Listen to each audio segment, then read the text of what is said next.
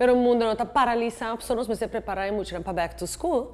Nós, como ainda mulher, tá sigue, gusta, update nos constantemente. E não te importa que como style tá, tem algo totalmente altante de moda que você tem que ter vista e baixar. Agora que mês? Trito mês algo especial.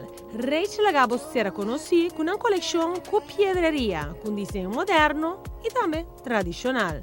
Uma maneira perfeita para celebrar Abo. Chryslo, het is de unieke branded zirconia line die existeert in Amerika. E maneira bota wak, het is echt very fashion, very trendy. E cada viaja na também com coleção chiquito, diferente, que tá agora aqui in. Dus maneira bota wak agora aqui Infinity, Arrows, Moon and Star. Dus very commercial e hobby cute.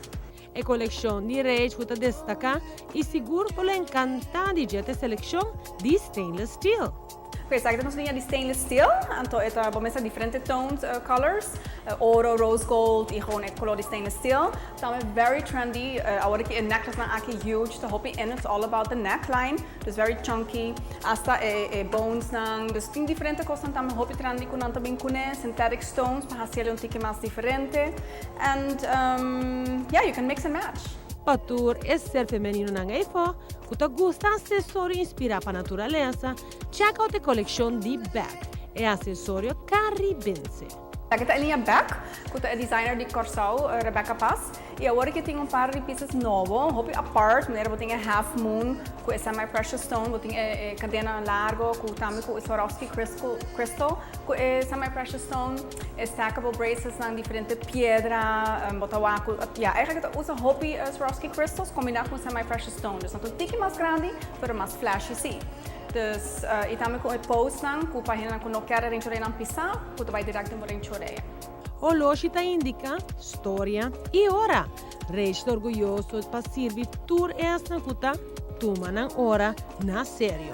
Uma peça mais nova de Oloshi. A primeira coleção que eu vou awak tá novo que chama Kibu, tá de Holanda.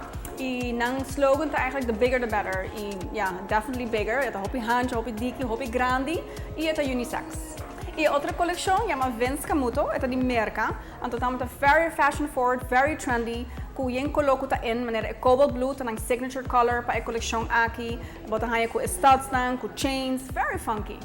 Passa na rede Marketplace of Asaki na Palm Beach Plaza Mall e dura por mês regalo.